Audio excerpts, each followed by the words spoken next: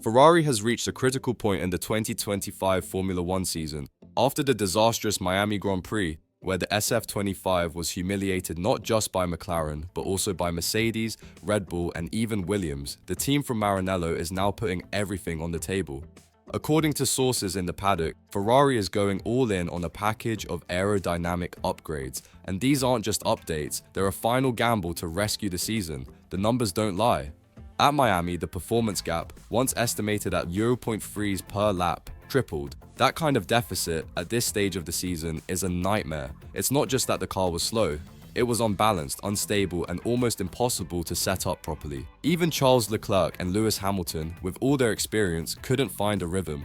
And while McLaren is preparing its first major upgrade of the year, with a record of near-perfect development, Ferrari's window is closing fast. From a technical perspective, the SF-25 has a narrow operating window, but in Miami, that window practically disappeared.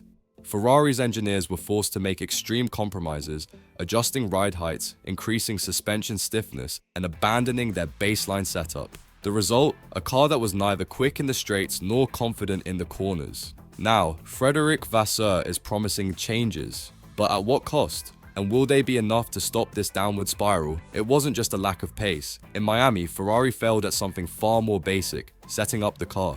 Normally, the Maranello team brings a solid base setup and refines it over the weekend, but this time, with only one free practice session available, the engineers had to rely almost exclusively on driver feedback. The result? A setup so radical and disconnected from the car's strengths that Ferrari lost its way completely. They chased performance in both high-speed and low-speed corners, but in doing so, they found balance in neither. Suspension stiffness was maxed out, ride height was altered aggressively, but the car never entered its performance window. Not for a lap, not for a sector, not even in qualifying. While McLaren fine-tuned their car into a stable, predictable weapon, Ferrari was guessing, and guessing wrong.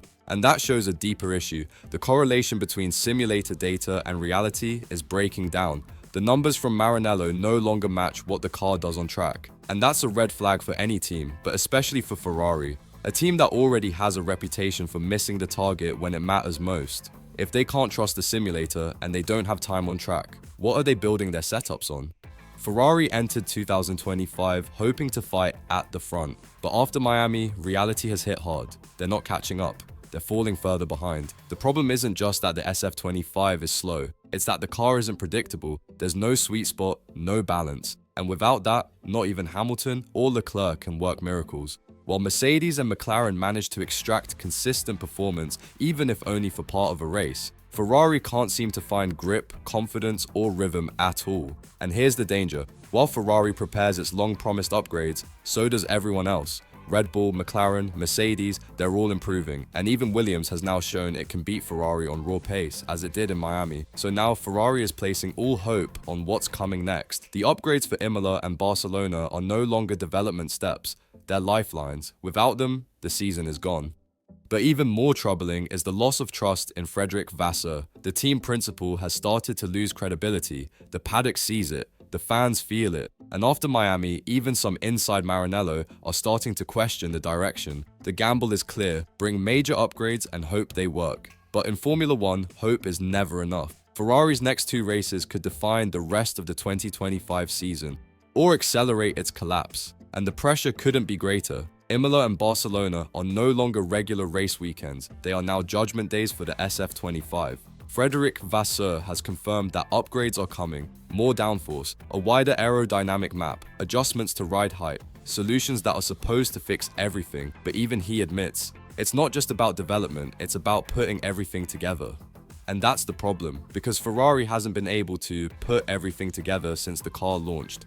The correlation between wind tunnel and track has failed, the simulator predictions are off, and the balance they're chasing still doesn't exist. So how can new parts fix a platform they don't fully understand? Meanwhile, McLaren continues to improve, Red Bull remains a threat even on their worst days, and Mercedes, despite its ups and downs, still performs better in race trim than Ferrari. Imola, a home race, should be where Ferrari shines, but if the updates fail, or even under-deliver, the backlash will be massive, from fans, from the Italian media, and from within the team. Because at this point, Ferrari isn't just fighting for points, they're fighting for belief. Ferrari has a clear path forward, updates in Imola and Barcelona. But there's one problem. Everyone remembers what happened the last time the team promised a turning point. Every recent regulatory tweak, every shift in setup philosophy, every supposed solution has ended in the same way: disappointment. The upcoming technical directive TD18, designed to limit front-wing flexibility, is supposed to slow rivals like Mercedes and McLaren. But ironically, this change may hurt Ferrari even more. Why? Because when rules shift, Ferrari rarely adapts fast. In fact, they often lose more ground. History is repeating itself.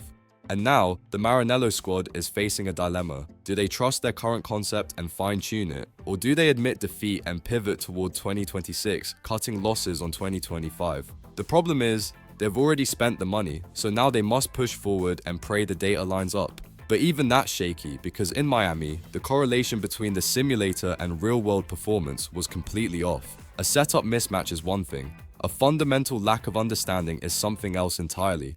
The question now isn't just, will the upgrades work? It's, does Ferrari even know what it's fixing? When a Formula 1 car isn't working, everything gets harder, especially for the drivers. And right now, both Charles Leclerc and Lewis Hamilton are driving blind. Leclerc has openly shown his frustration. Hamilton, even more so, has voiced his doubts over the team's strategy and setup process, and with good reason. The SF-25 doesn't behave the same way from session to session. Sometimes it's the rear grip that vanishes, sometimes it's the front balance that disappears. Sometimes it's everything, and that leaves both drivers in survival mode. Ferrari's engineers are trying to build a car around feedback, but when the car's response is inconsistent, that feedback becomes noise. In Miami, the team radically altered the setup mid-weekend based on a single session of data, a desperate move that backfired. Both Hamilton and Leclerc found themselves fighting not for podiums, but to stay ahead of Haas and Williams. In a team like Ferrari, that's not just unacceptable, it's unthinkable. This isn't just about physics, it's about psychology. How do you ask a driver to push to the limit when the car underneath them keeps changing? When you have two elite drivers with zero confidence in the package, you don't just lose lap time, you lose the fight. Ferrari is standing at the edge. The next races won't just define the SF-25, they'll define the entire season and possibly the future direction of the team.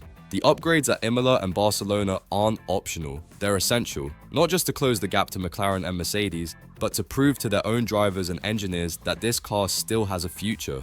Because without real progress, Hamilton and Leclerc won't just lose races, they'll lose faith. And when belief breaks inside a team like Ferrari, a team that thrives on unity, passion, and momentum, recovery is nearly impossible. The car is fragile, the strategy is uncertain, the data is unreliable, and the team principal, already under pressure from fans, media, and the very people behind the scenes.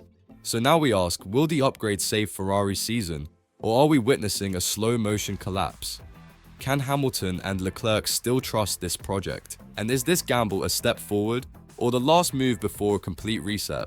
Let us know what you think in the comments. Drop your opinion below and be part of the conversation. Subscribe to F1 Prime News, where we bring the truth behind the paddock walls, no matter how uncomfortable it gets.